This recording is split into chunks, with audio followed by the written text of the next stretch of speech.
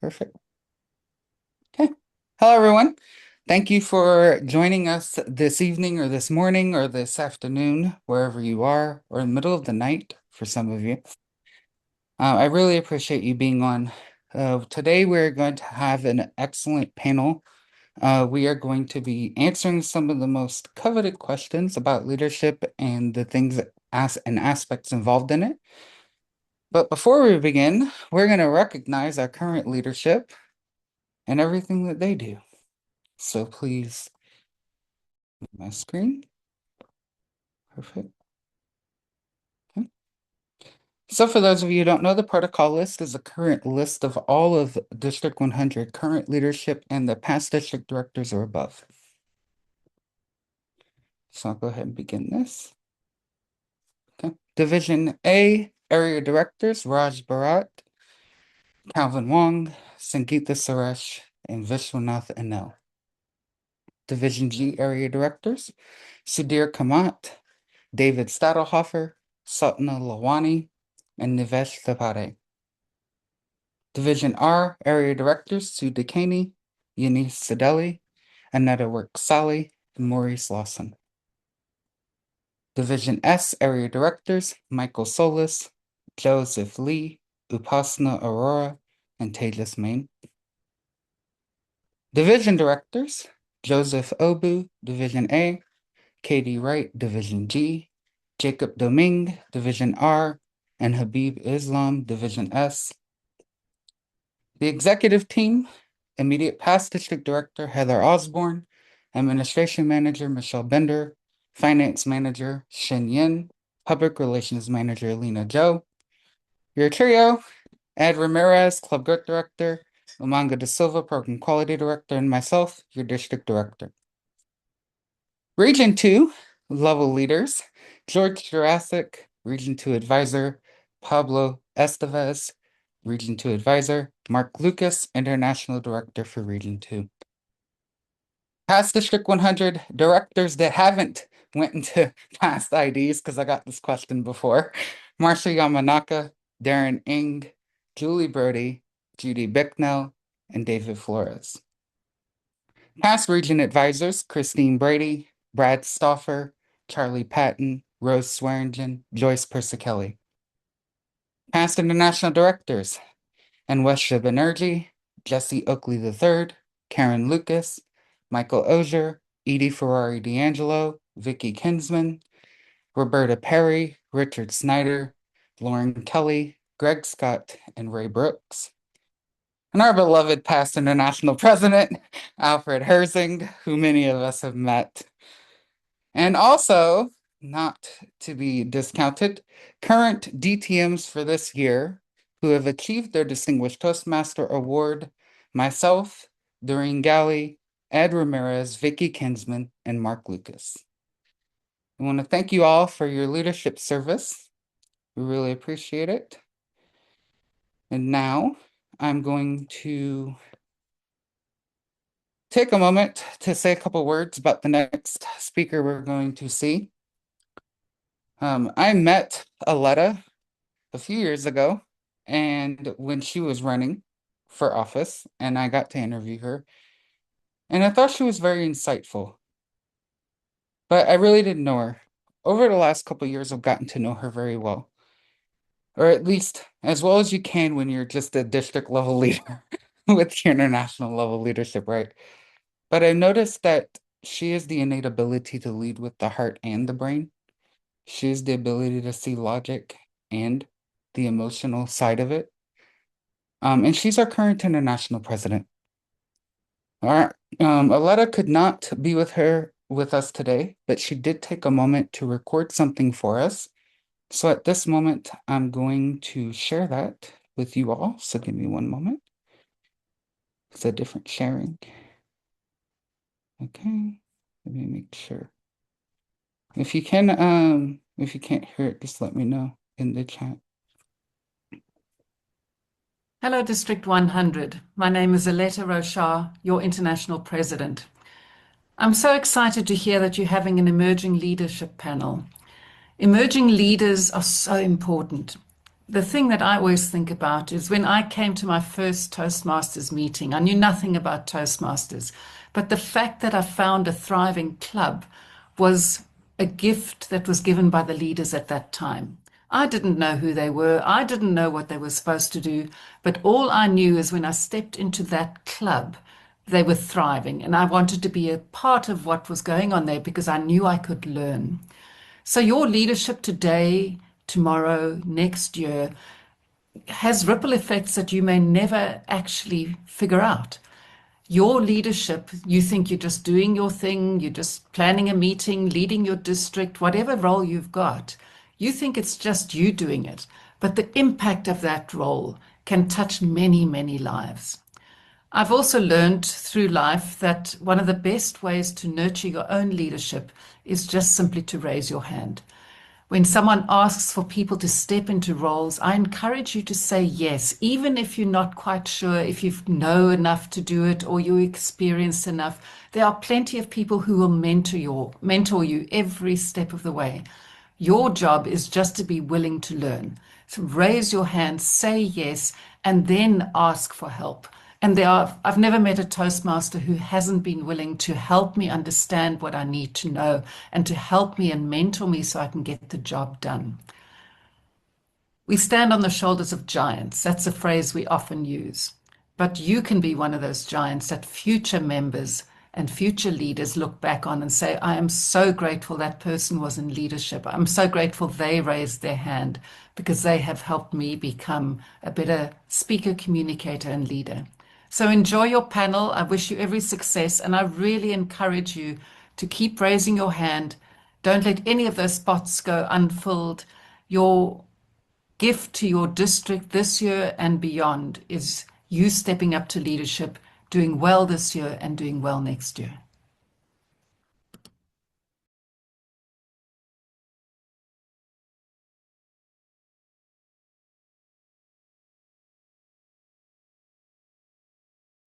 Angel, you're muted. Thank you.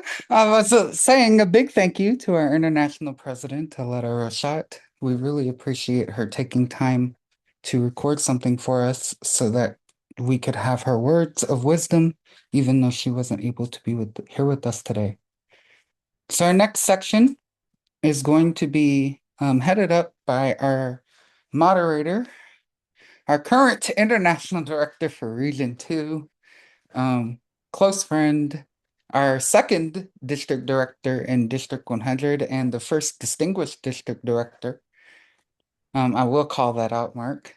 Please help me welcome Mark Lucas.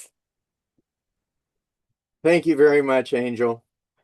A few words about my leadership journey before we introduce our panelists and get into those questions. When I joined Toastmasters in 2012, I had absolutely no interest in leadership. I was an IT guy. Computers are way easier to figure out than messy people, and I have wanted nothing to do with them. As a matter of fact, I turned down 2 offers for a management position. I didn't want to deal with people. What changed my mind was being talked into, yes, talked into, like most of us, area director. When I completed my area director year and started my division director year, which I selected to do, I didn't have to be talked into division director. I also started a master's degree that I had thought about when the program was first started in 2013, just a year after I started Toastmasters. It wasn't until I had that leadership experience that I took the step to get that master's degree. After all, there were 3 presentations and I had to be on a team. That was too intimidating in 2013. I graduated in 2020. I served as district director, and in late 2020, I was offered another management position. This one I wholeheartedly accepted. 18 months later, I was doing so well, I was promoted to associate director of data center operations at Caltech. I would never have done that. I would never have led a team. I would never have figured out how great it is to have that influence, to have a seat at the table, figuring out what the strategies are, what the future is of the organization that I've been with for 28 years, figuring out how to be a better part of Caltech. I figured that out here in Toastmasters. You'll hear other stories from our panelists. Let's meet them. Our current international director from Region 9, Hani Zayani, is a DTM from Malaysia. She's been a Toastmaster for 12 years. She is a certified HR development trainer and is general manager for Fairdale Holdings. She's also an entrepreneur, co-owning a cafe with her husband. Hani says quite often, Toastmasters is like a door that leads you to a version of yourself you never knew existed. More confident, more capable, and more courageous. On the other side of that door, you'll find the confidence to speak up, the skills to lead, and the community that genuinely supports your growth. Our next panelist is somebody I know kind of well, past International Director Karen Lucas, DTM. She's been a Toastmaster since 2007. She's the Chief Operating Officer for Ashler Industries, where she's worked for the past 8 years. In her role, she helps analyze the existing organizational problems and the development plans for improvement for her clients. She volunteers in a few positions as well, with Girl Scouts, Scouting America, and the Fraternal Order of the Eagles. She's a charter member of Caltech Toastmasters, and she often says, Toastmasters changes who you are. Well, it helps you figure out who you are. Region 2 advisor George Jurasic is a DTM, has been in Toastmasters for 20 years.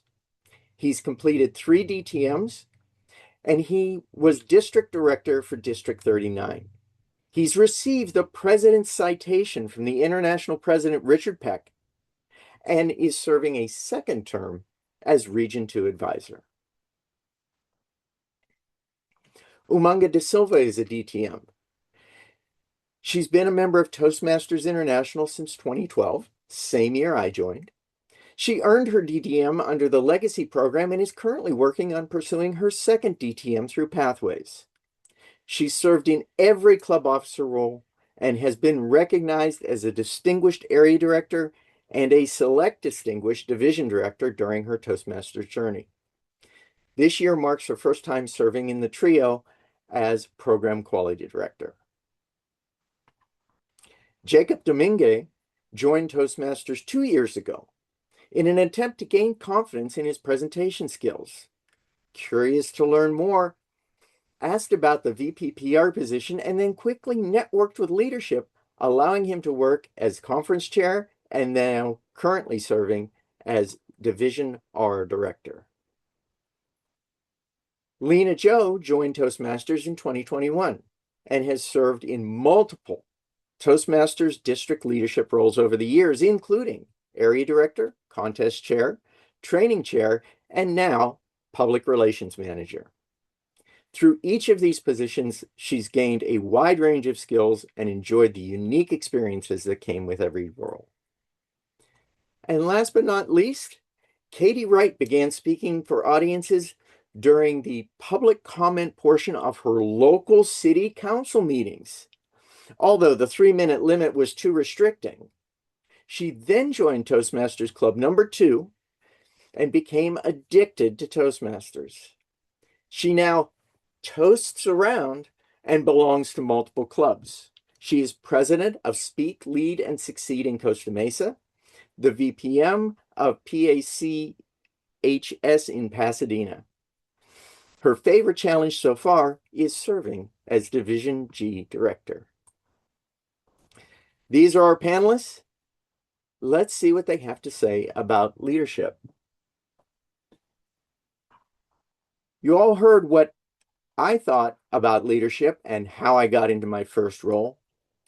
What inspired you to step into your first leadership role? We'll start with Lena. Thank you for the question, Mark. I stepped into my first district leadership role as an area director because I was looking for an opportunity to stretch my leadership experience beyond my club and to connect with members from other clubs, learn from them, partner with them, and support their growth. And I quickly realized that every club is unique. We are all part of this large organization, Toastmasters International, but each club has got its own strengths and challenges. And working with them taught me a lot about leadership. It pushed me to adapt my leadership style. Sometimes I had to offer moral support to clubs that were already doing well. And on the other hand, there were times when I had to take on a more hands-on approach, coaching clubs that needed extra guidance. And another thing that motivated me to take my first leadership role in the district was giving candid feedback was something that I struggled with a lot, especially being a human resource professional. But through my area director visits and the reports that I submitted, I got the chance to practice giving clear and constructive feedback. Seeing others succeed and learning alongside them is really what inspired me to take on that first leadership role. Mark? Thank you very much, Lena. I'm looking at my screen and I'm counting 8 people on the screen. There should be 9. I don't know how I could possibly miss our district director, Angel Lorena, DTM. She has served as area director, division director, club growth director, program quality director, and is now leading District 100. Angel started her Toastmasters journey in a club overseas and then showed up here back in the States. So, Angel, what inspired you to step into your first leadership role? Ooh. Okay, so that was 5 years ago, by the way, for everyone's reference. Exactly this month as well. I'm a little bit crazy and ambitious. So I already knew that working at the bottom of the corporate ladder wasn't going to work for me. So I already knew I needed to develop leadership potential and skills. And then the minute I found out that there was more you could do and learn by taking on leadership positions than just sitting in a club, I said yes. Also, I had this crazy notion that I wanted a DTM within a year, and I got it about exactly a year after I became area director. So, like 18 months later. That's me. I'm a kind of a high achiever, but a lot of my struggles dealt with communication and being autistic and different in different ways. I needed to put myself in situations that forced me to learn the skill set I needed to learn. And so being in a club where I was comfortable and could get to know the people around me helps, but it helped me more to be in settings where with people I didn't know, with different attitudes, different personalities, and different personas. And it helped me learn a lot about who I am. And as Karen, one of my mentors, said earlier in her intro, um, it it changed me while it taught me who I was. Exactly this is exactly a perfect response for that. So that's why I took on leadership, and that's why I continue to do it, because I know the value that it can teach me and others. Thank you very much, Angel. Katie, you went from speaking at community meetings to Toastmasters. How'd you get into Toastmasters leadership? I'm glad you asked, Mark. I would go to the city council lectern. I would give them grief. I would look them in the eyes. I say, what gives you the authority to make these decisions? If I begged them to vote no, they voted yes. If I begged them to vote yes, they voted no. I had 20 other citizens behind me with the same mindset, and they didn't listen. I got so burned out, I just stopped going for a while.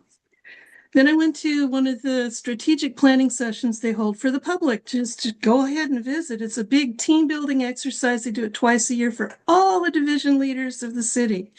Everybody who's anybody is there. They have public speaking allowed there too. Once in a while I would, once in a while I wouldn't, but I had been persona incognito for quite a while. And one of my heroes started walking towards me. And this person, everything I'd heard from people who work with him was that this man was an excellent human, hands-on leader or genuine leader in this man's spirit. He walked towards me and I thought, oh, I'm in trouble now. Here comes the chief of police talking to me about what? We've never had a conversation before. And he said, Katie, can I have a word with you? I said, sure. He said, I know you've been absent for a little while, but you need to know that when you get up and speak, it makes a difference. There are people who need to hear what you have to say. And I said, thank you. I didn't know that. And he said, yeah, don't ever forget. And then I said, Chief, everything I hear about your department, no one says anything bad about your officers. They always say great things. And he looked at me, and it was one of those moments, like a sliding door moment. And he said, I wish you would tell my people that. And so I take that to heart as well. When I can, I promote positivity towards the rank and file law enforcement officer out there. But my leadership journey and my desire to become better polished and better influential. And I invite people now to join me at the lectern. And that's my goal in life now. That's my passion. But that came from retired Fountain Valley Police Chief Matthew Shepard, and he and his family are deserving of every good thing. He doesn't think about Fountain Valley anymore. More power to him. But that's what led me into leadership, to try and emulate him any way I can. Thank you, Mark. Thank you, Katie. Just a reminder for our panelists, we've got a lot of folks with a lot of stories. We want to keep these to table topics, 1 to 2 minutes. So that way we can hear everybody's stories and get everybody's opinion on how leadership influenced their lives.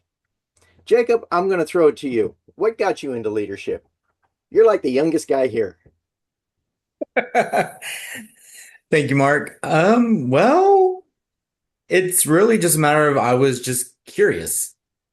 I joined Toastmasters as a way to just improve my personal professional development. At work, I was giving presentations, and my mentor at work recommended Toastmasters. I joined my first club. As I mentioned in my intro, I was curious about this open position that was available. And then from there, I attended the officer trainings where I networked with Angel and other leaders. And since my passion was nonprofit management, fundraising, event planning, it kind of put me in position for helping out with the conference. And I wanted to keep learning more. I wanted to grow. I put in my application to be area director, and then through one event or another, I got pushed forward to division director. And it honestly has been such a thrill and memorable experience each week. Never the same, constantly working with my team, helping them grow and develop, and just encouraging them to keep doing more and just striving to help others. That's purely it. It's just curiosity and just wanting to help others. Thank you, Jacob. Well, just like members of a club, one thing gets you into Toastmasters, another thing keeps you here. So what motivates you to continue to take leadership roles? Umanga, you're PQD now. Thank you so much, Mark, that you asked this question. I am a person who motivated to get a leadership role because when I joined Toastmasters, I didn't know Toastmasters has a leadership journey. But when I get in there, I saw my self-improvement. Not only that, I saw how does it help for others in my club. So when I realized these things, when I analyzed these things, it really helped me to get into one step at a time in that ladder. So when I take a step by step, I realized it really helped me to gain more confidence. Look at the broadened perspective. Not only that, have more development in my life, personally, professionally, socially. Also, being a great communicator and being a good mentor to others, help people in any field. It is not only Toastmasters, in my science field as well as anywhere. So these are the great qualities I saw that. That's why I love to step one at a time. Also, I am a person who always say yes. Yes, even though I didn't know what it is. Always in my mind, I wanted to explore more challenges and get into one step at a time in my ladder. Thank you, Mark. Thank you, Manga. Karen, you've gone all the way up the ladder almost, and you tried. Why do you keep doing this? That's a funny way of calling me old. Thank you very much, moderator. Oh, I haven't talked to George yet, so. I hear you. I do. In Toastmasters, competition is only a click away, and that is very much true out in the rest of the world. In my world professionally, a lot of times there aren't clear ways forward. There isn't a best case and worst case black and white scenario. There's often times where there's only bad ideas and it's about finding the best one. And a lot of times I have to be the one that advocates that this is the best bad idea I've got and that we have come up with. So when I say yes and try to figure it out, like Umanga had said, and that is something that I was also encouraged to do by a former mentor, it's something where I know when I say yes, I say no to something else. I have to. I've got two hands in 24 hours. And in doing so, I've said yes to going to that next level without the intention of doing so when I was at the current level. I always sort of check my environment and go from there. Is this necessary? Is this valid? Can I be of service? Can I learn something? Is it a good return on my time? Is this team a team that I can see fitting into and belonging to? Both of those things.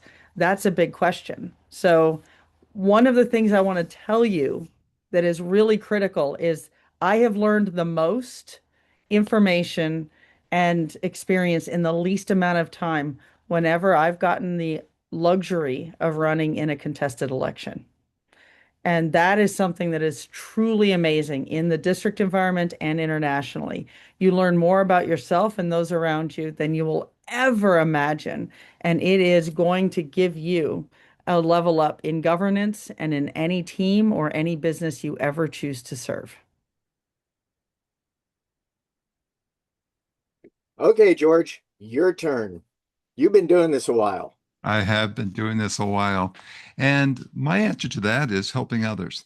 As area director, I didn't want to be an area director, but I was asked to be an area director. So I did, and I had 6 clubs under me. But no problem. We met as a area and talked about the plans. Every month we met at a bar, but we met and set the goals of what we want to do. By the end of the year, we made Presidents Distinguished because not just because of me, but because everybody in the team worked together and saw that vision. When I'm the division director, and I said, I had 6 area directors under me, no problem. Doesn't matter how many numbers you have, it's how you lead and how you inspire others to lead.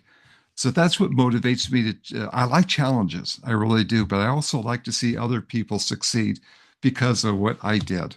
So back to you, Mark. Thank you, George.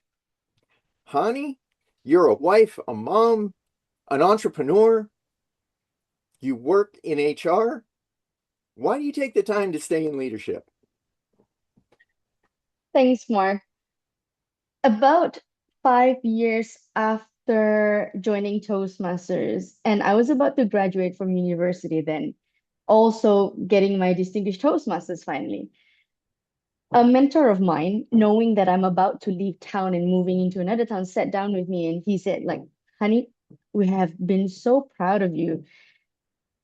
Let me challenge you a little bit further. A lot of people loves being a leader in Toastmasters, but you know what you could do? If I were to have your age, I'd like to be able not just be a professional in Toastmasters, but be professional outside of Toastmasters so that people will be able to see what you've learned and how you would be able to translate that. Now that went on to my head like a perspective I've never seen before.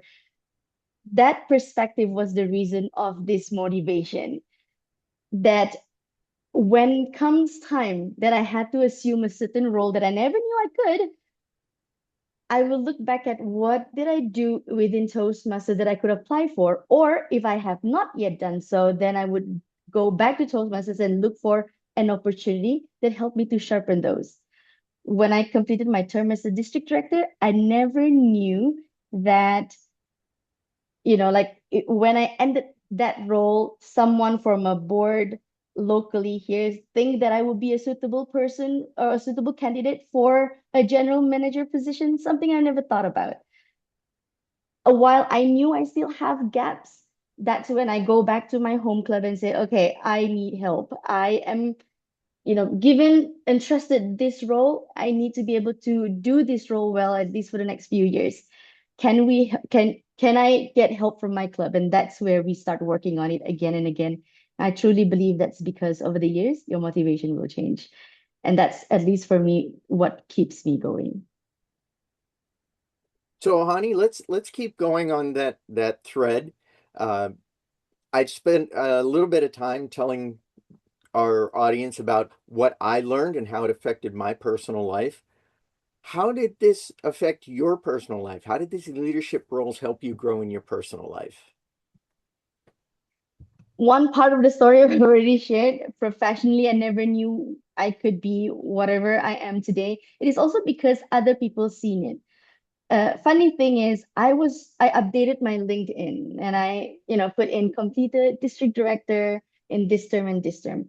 So apparently, one of my LinkedIn follower are a board member of a local organization, and similar to Toastmasters, they are nonprofit, but they needed to make some more money, and they thought like, Honey is that person who could get it done.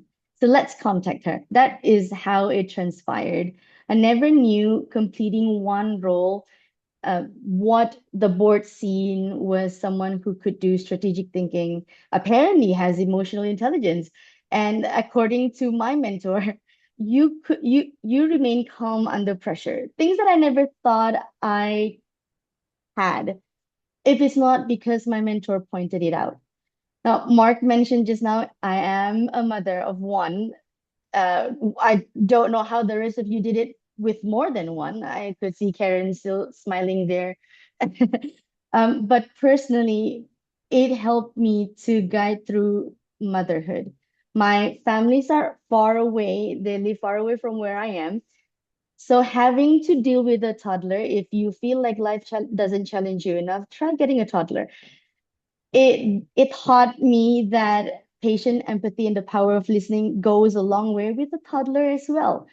Now it shaped me in a way that if I were to think that I couldn't hold on to these challenges and look at the times where I'm all alone and my screaming toddler are screaming at me, then I will be back and composed again. It helped me to reshape every part of my life.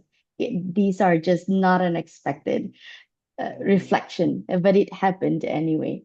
Wonderful, isn't it, Toastmasters?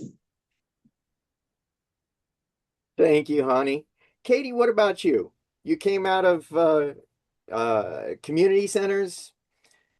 How did you get back? What did you get in Toastmasters in your personal life?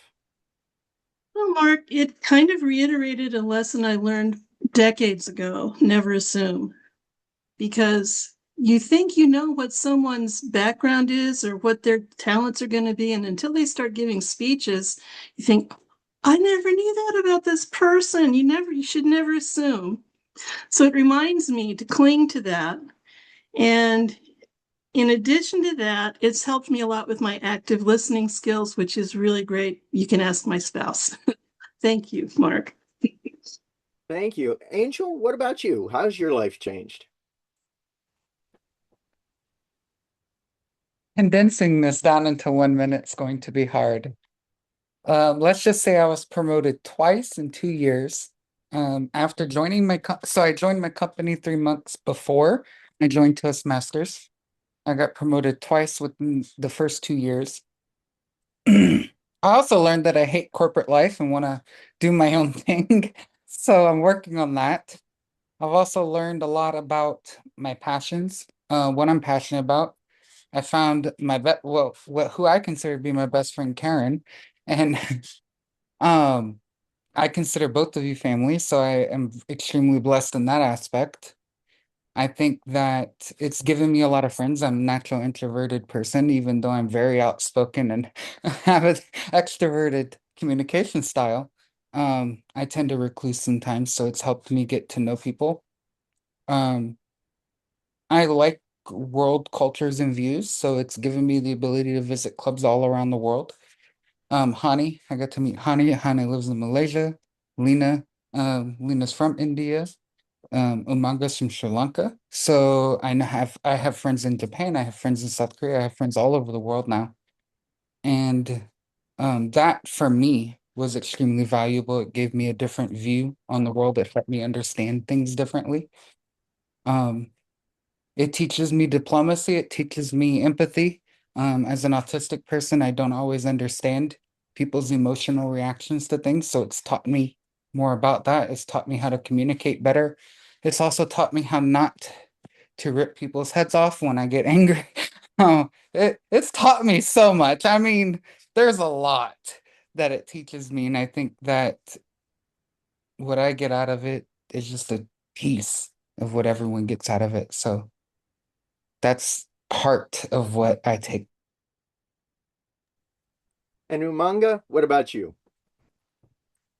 What it really helped me in my personal life is, Mark, I am kind of introvert person, especially in speaking. Even though my professional field, when I go to do a presentation, I had to think about what am I going to say. It is not I didn't know I didn't know the subject. It is like I cannot speak in front of everyone. But this really gave me a confidence, think on my feet, express my ideas very clearly. The people can understand. Not only that, it gave me more perspective to think about, analyze things in how am I going to find a quick solution when something happens. Also, I learned time management.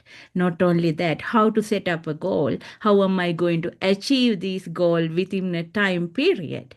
These are the things that really help me, and these are the things really change my personal and professional life. Over to you, Mark. Thank you very much, Umanga. When I told my story, I said I was talked into being a leader in Toastmasters. That's exactly what happened. A group of friends said, "Oh, we're all going to be area directors together. We'll all do this together. You'll be fine." I was fine in the end.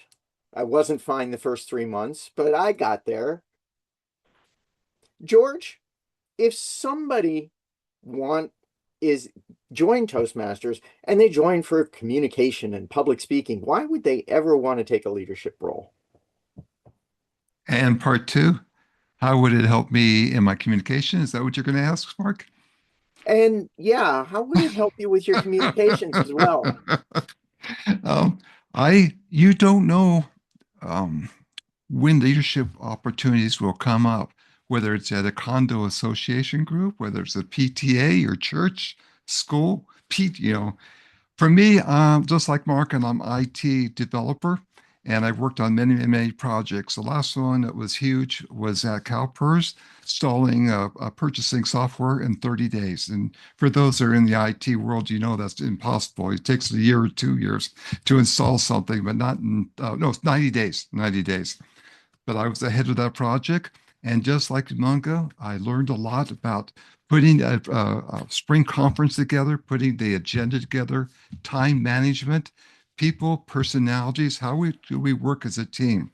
I set the goal with that, putting the project agenda together and say, this is what we're going to strive for. Of course, you know the end result. We want to be up and live within 90 days of that purchasing. But along that way, I learned how to communicate with them. I also learned to listen to what they had to say and the input of all of us. We all come together as a group and learn how to express ideas and share ideas and also disagree and agree within the committee. So that helped me improve my communication skills. And you never know when right now, I feel comfortable stepping up into a leadership role. And that's what Toastmasters has helped me. Back to you, Mark. Thank you, George. Lena, what about you? Thank you, Mark. I strongly believe that the two pillars of Toastmasters International, which is leadership and communication, go hand in hand. Being an area director, my club visits gave me so many opportunities to practice communicating. Every time I visited a club, it gave me an opportunity to share the district's vision, to share updates about Toastmasters, and even to encourage or motivate each club. I could actually see my communication getting better with each visit. And not just that, it also helped me learn how to adjust my message for the different clubs and audience. And later in the role of a contest chair, communication became all the more critical because now I was leading a team. I had to take on the responsibility of explaining the vision, the why behind some of the decisions that we took. That was something that I really struggled with because I was primarily someone who was very good with execution and not as much with having a vision and communicating it. We had a time when we had to create a process document for running a hybrid contest, which was conducted for the first time. And it was very important for me to have that vision and communicate that vision to my team. So I strongly believe these experiences helped me gain clarity, confidence, and the ability to adapt my message for different people. So even if leadership wasn't my primary goal, stepping into a leadership role definitely was one of the best things that happened to me in growing as a good communicator. Back to you, Mark. Thank you, Lena. Karen, why leadership and what communication skills could you learn? Leadership is just this fast track to be able to connect, discover, and respond with anybody you're tasked to do so. And this is a huge level up, especially when you take on area director and division director within Toastmasters, because you are dealing with people in a volunteer organization. You have a lot of zeros on your check for services rendered, and you figure out how to pay volunteers, not with dollars, but with recognition and gratitude. And that can be verbal, it can be a handwritten note, it can be in how you conduct yourself and being on time and having good governance and being a great member of the team. But it's also something that will teach you that how they communicate is not how you communicate. And that is something that you learn very well. When you want to be a leader, you don't necessarily be bossy. A boss is different than a leader. You don't leverage your title, you leverage your ability to know how to connect with another person. So if somebody is better on text versus Discord versus email, you figure out how they get information and how they best get information to you. And you learn to work together. And what you do is you leverage those strengths and you realize that a team that is more diverse is more impactful. Leadership is an amazing thing and you can learn it and learn how to build teams as an area or division director in Toastmasters. You're not going to get fired or be told to sleep on the couch. Thank you, Karen. Jacob, what's your opinion? Yeah. So honestly, for me, like I said, I didn't step in join Toastmasters for leadership. Leadership literally was a curiosity question that spread legs and continued to run. But I can honestly say, just by taking on leadership positions, it helps with learning how to manage a team, how to recognize other leadership for potential new candidates, how to navigate mass chaos of not knowing what to do and not having a game plan, learning how to re-strategize, time management, and how to actually effectively work with your team. There's no harm in doing leadership. Worst comes worst, you don't do a good job, you learn and on how to continue to improve. That's the greatest thing so far I've learned is I could mess up 100 times and I'm still doing a good job just because I'm learning from my mistakes. And yeah, I encourage anyone to try, not be perfect, but just try, take a leap of faith, and know that you're going to be supported by a team no matter what you do. Thank you, Jacob. On that note, if you're trying, what's the definition of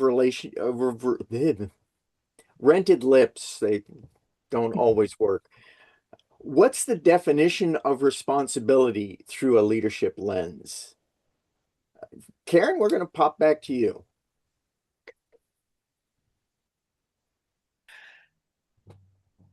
When you think about responsibility, there's responsibility to yourself, there's a responsibility to your mandate and to the team that you are working with and the people that you are working for.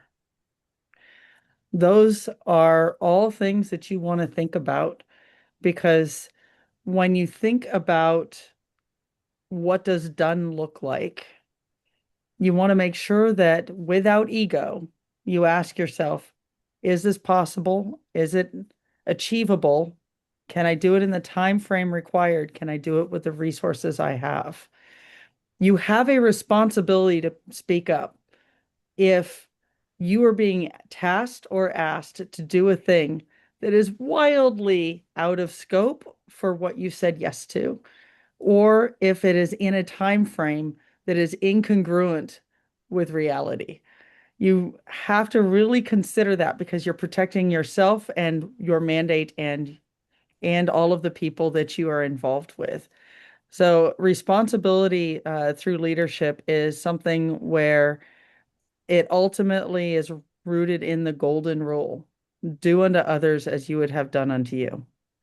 Treat yourselves with kindness. And in our family and in our groups, we share everything is chaos, be kind. And I would extend that to you can be kind as a leader. You don't have to be nice. And what I mean by that is if you've got something in your teeth, I'm going to tell you because I want you to look good when you walk out on stage or get on Zoom. That might not feel nice. It might be awkward and icky, but damn it, I'm going to be kind and let you know how to be the best version of yourself if I can help it. And I'll do that for the team every day and twice on Sunday, Mr. Moderator. Thank you, Karen. Hani, 4 months on the board of directors. How does responsibility feel? I truly believe responsibility feels like resilience with purpose. It is the ability to hold steady even when you're doubting, even when you're tired, even when you're unsure. A lot of people think that leaders only carries tasks, but the truth is they are carrying people, they are carrying hope, they are carrying expectation. It means to show up even when it's not convenient, to stay grounded during chaos and making decision with integrity. Yesterday was one of those days that I had the opportunity to practice this definition, resilience with purpose. It is also the day when my daughter had her first performance. It was also the club officers training day. It is also when all the district leaders are coming to my town and I'm the host of my town. So it was a long day for me, but I also understand that being present, even though I'm not speaking in the club officers training, means that my district trio felt supported. The clubs within my areas and division felt supported. Exiting quietly, heading to my daughter's recital was the hope that she was hoping for. She was hoping mommy dress her up, do her hair, and then send her to the stage and still cheering on for her. And exiting that, going into supporting my districts with all the other planned events the rest of the night with my toddler with me. This is what it means by resilience with purpose, knowing that you're there not just for tasks, but for hope, for expectation, and making sure everyone is getting taken care of. Umanga, you are charged with the education of the entirety of District 100. Responsibility? Thank you so much, Mark. I think that is a lovely word, responsibility. The reason is I am accountable for both action as well as the impact. Also, I always committed to fulfill my duties, make thoughtful decisions. Not only that, but also uphold the trust with my team players and with the whole district. In addition to that, I am responsible for the success as well as failures. Always we learn from our failures and try to make it correct and apply it. In addition to that, I am responsible for acting with integrity, even though no one is watching it. In addition to that, always in my mind, responsibility means we are acting it right, reliable, beneficial to not only myself, but also the people I serve and lead. Over to you, Mark. Thank you, Manga. I'm going to throw our panelists off just a little bit because I'm going to skip around. How do you become more comfortable reaching out to and talking to people you don't know? I'm sorry, I have to jump in on this one. Because some years ago, Karen's mentor, who said, say yes and figure it out, said that to us, and we said, oh, contests are happening. We'll just say yes and figure it out. This will be fun. Who's been in a contest season? Probably most of you. We live in a small, tight community of multiple districts. We went to 52 contests in 2 months. 52 contests in 2 months. I came home. The last contest, I took my jacket off, I took my tie off, and calmly said, I'm done with Toastmasters. I learned nothing. I wasted 52 contests worth of time. And then I got dragged to 407. Some of you in this room know Club 407. It's full of past district directors, past international directors, and even that crazy past international president that Angel mentioned earlier. I was walking around that room, me, IT guy, melt into the wallpaper, don't talk to people. I was walking around that room making conversation with everybody. Why? Because I spent 52 contests doing just that because I had to. My question to you is, what might else have I learned if I thought about it before I agreed to 52 contests? So, more comfortable reaching out to and talking to people you don't know. George? You know, I'm a clown, but also a person that's a clown is a shy person with makeup on. I can easily sit in the back of the room and be happy the rest of the whole day. But I would say hi to somebody I was sitting next to in that room and say the usual questions, what's your name? How long have you been in Toastmasters? Open up a dialogue. Then we got to start talking. Then I start talking around the people at that table. And I still get a little bit more comfortable. I'm a very shy person. I know Mark's going to say no, no way, but I am. And I slowly go out and visit, even talk to even Karen and say, yes, I would like to meet you. What do you do? What's your background? why do you want to be the role that you're doing right now for us, especially? Oh, wait, that's another subject. But it opens up communication. So I slowly go from the corner of the room and move my way out to be talking with everybody. Back to you, Mark. Thank you, George. Angel, what do you have to say to this? Build a club. If you want to learn how to better talk to people you don't know, build a club. The number one issue within Toastmasters is the fact we don't have leadership pipelines and we don't have new clubs. And guess what? Both of them have one thing in common. No one wants to talk to strangers. But if you get comfortable doing it, it becomes so much easier. What's funny is I just got off a training this morning about this with the club building team. And I said, do you realize that by learning to talk to people you don't know, you are now learning how to advocate for yourself. You're learning how to advocate for your children, your family. You're learning how to grow your business. You're learning how to give a better presentation at work. You're learning persuasive influence. You're learning how to sell something to someone. And guess what? I don't care if you're in sales or not. You're selling yourself every day when you go apply for a job. The interview process is literally you going out and telling companies why you would be a good fit for them. And what better way to do that than to tell people why Toastmasters would be a great benefit for them, right? It gives you the practice and the ability. It gives the gift that you get sitting in your club to other people, because if you wouldn't be here unless someone else did it for you.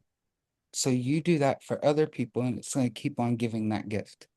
So if you ask me what the best way to learn how to talk to someone is that you're not comfortable doing, build a club. It'll teach you everything you need to know for every other part. Thank you very much. We're going to close with one final question for all our panelists. Panelists, keep this to 1 or 2 sentences. What is the best thing a new leader can do to ensure success? We'll just go around the screen that in the order I've got. Hani? Help others to discover themselves. By that method, you'll be able to discover yourself as well. Karen? Be authentic to yourself and others. And if you are constantly giving value, you will get it in return. George, I saw you waving furiously. What are you going to? Setting goals and then do a buy-in with the team. Umanga? Being a new leader can do one thing I always believe, have active listening, and to their active listening for their team, mentors, and what the organization wanted to do. Jacob? Don't be afraid to ask for help, and also be there for others. Lena? The first thing is get a clear understanding of what your role entails. Gather as many resources as you can, build a strong, supportive team, and most importantly, be curious and open-minded. That is something that will go a long way. Be willing to learn and adapt along the way. Katie? I hate coming after Lena because it's almost the same things. Get into the footsteps of the giants you're following, get to know them, ask them what pitfalls they dealt with, maintain your proactive curiosity, ask lots of questions. Don't take yourself too seriously. You're here to learn, and we learn by failing and picking ourselves up again.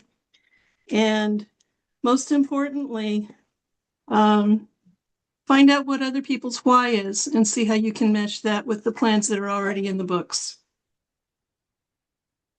Angel? So not to bash on your say yes parade, but say yes and then figure it out if you can. And then be adaptable. Things always change, and you need to be able to learn how to flex with that. It'll help you so much. And if anything's holding you back, figure out how it can push you forward. If you have a kid, how are you going to teach your kid to be successful? You have a mother or father that you're taking care of, show them that you're going to be successful, make them proud. So I always say jump in, figure it out, and make it work. All right. We'd now like to open this to questions. You can type your question in the chat. You can raise your virtual hand. Let me see if I can see everybody. I can. So I will even see you if you throw up your physical hand. Anybody have questions for our panelists?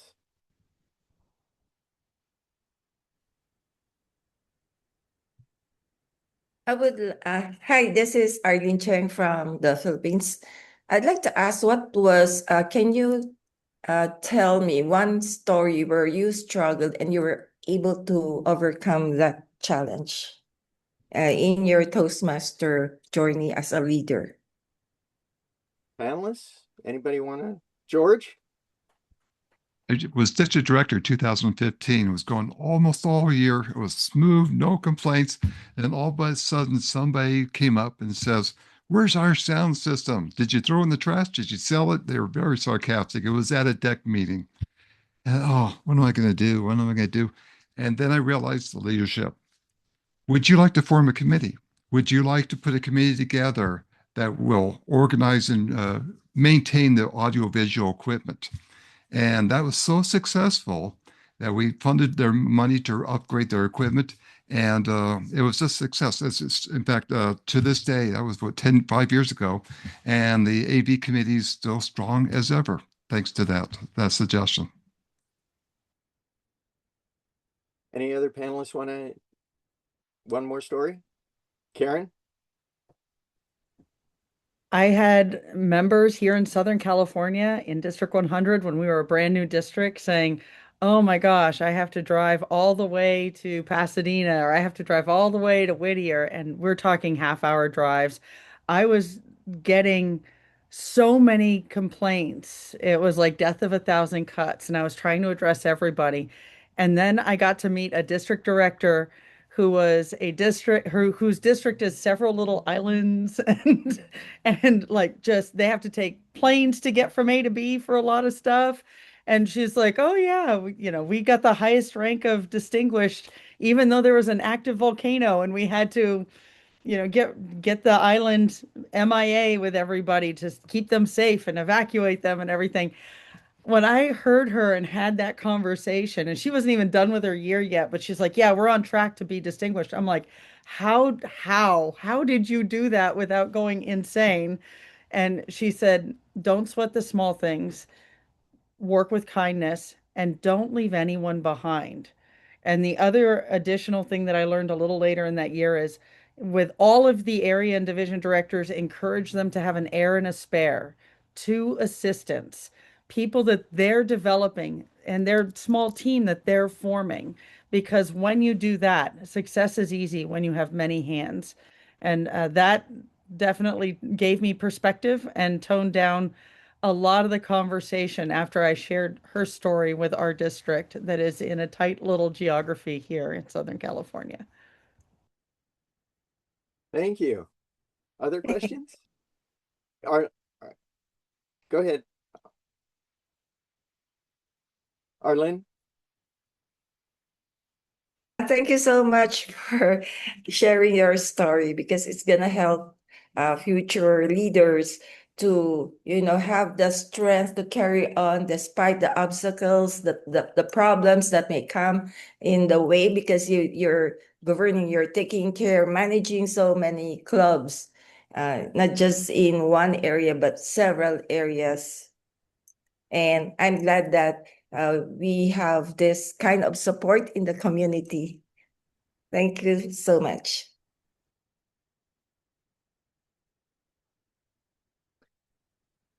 In the chat, do you have advice on finding a mentor for leadership?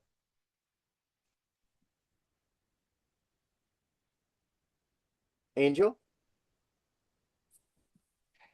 The best advice I can give on that is do it.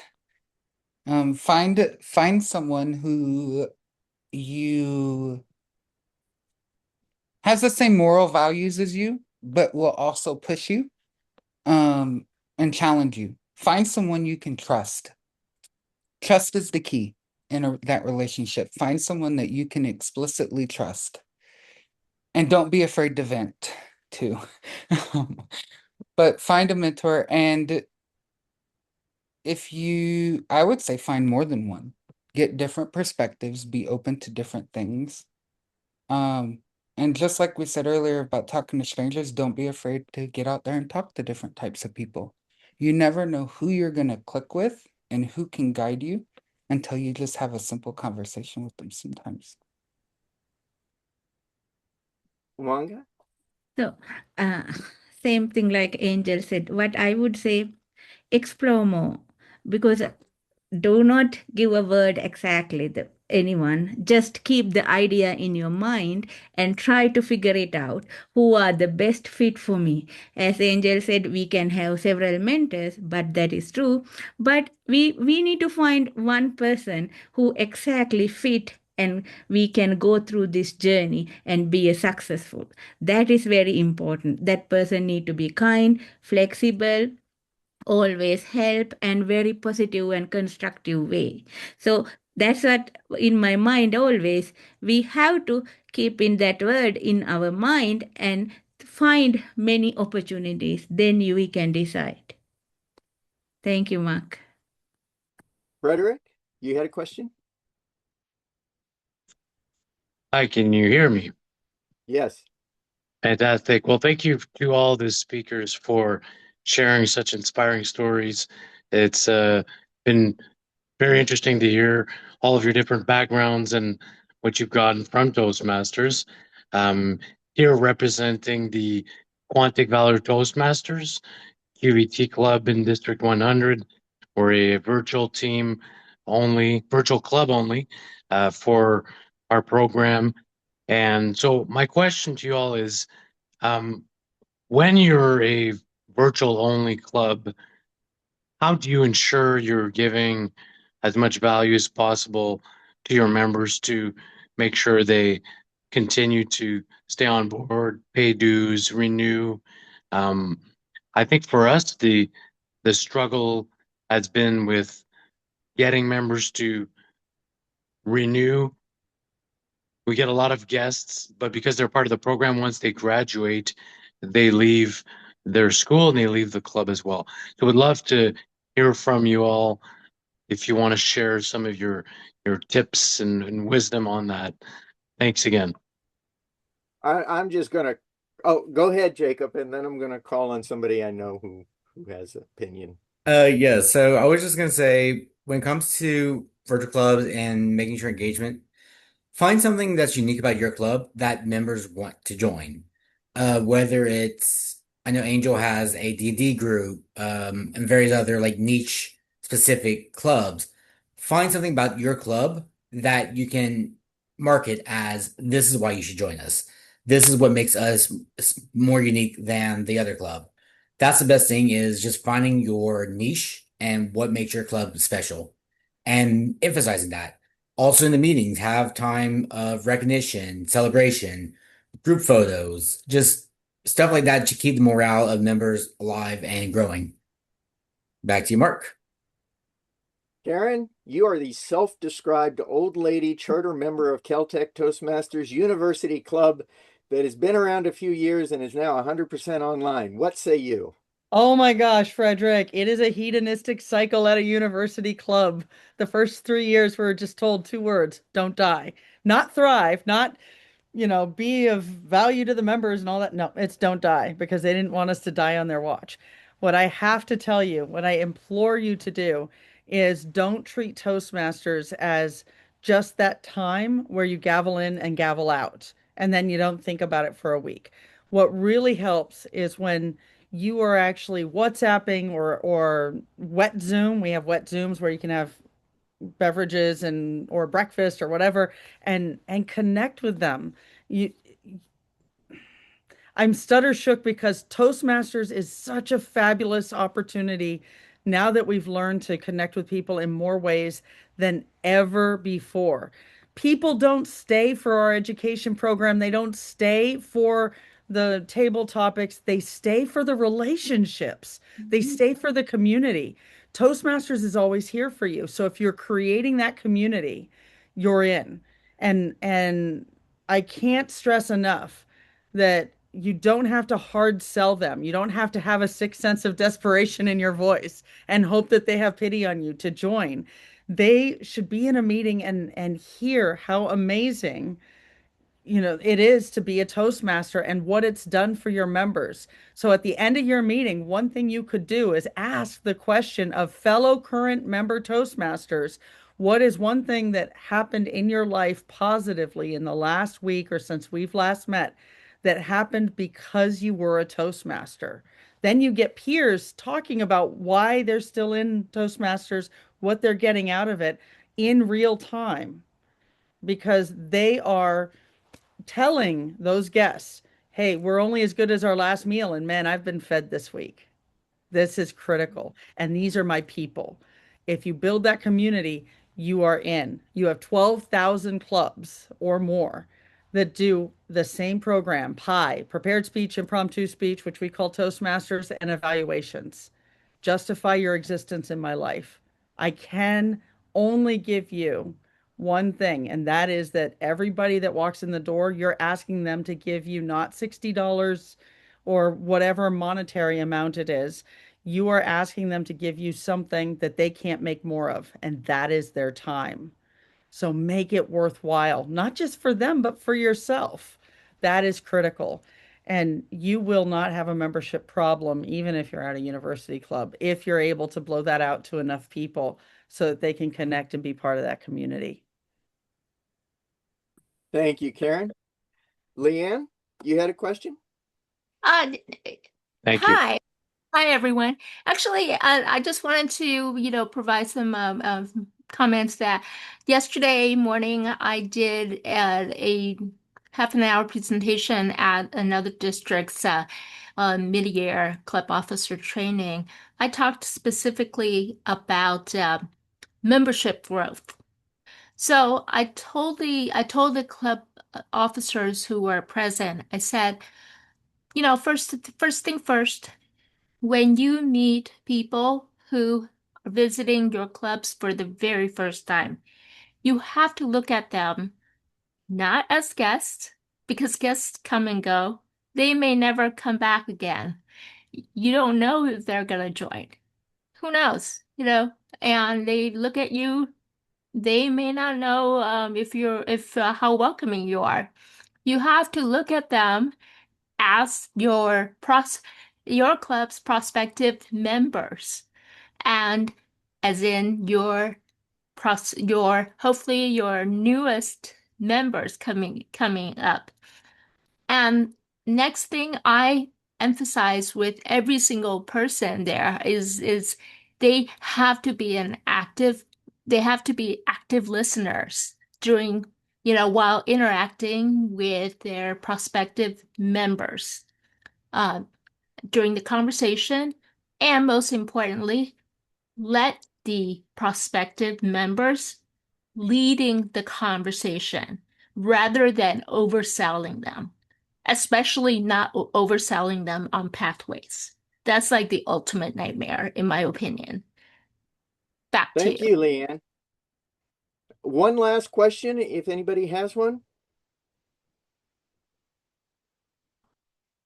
I see no hands. I see nothing in the chat.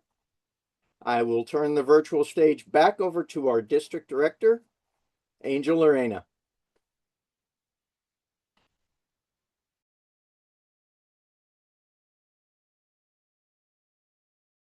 If Angel can find the mute button. I am.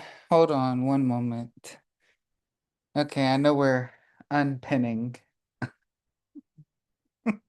Lena's gonna handle that for me. Okay, thank you, everyone. Hello.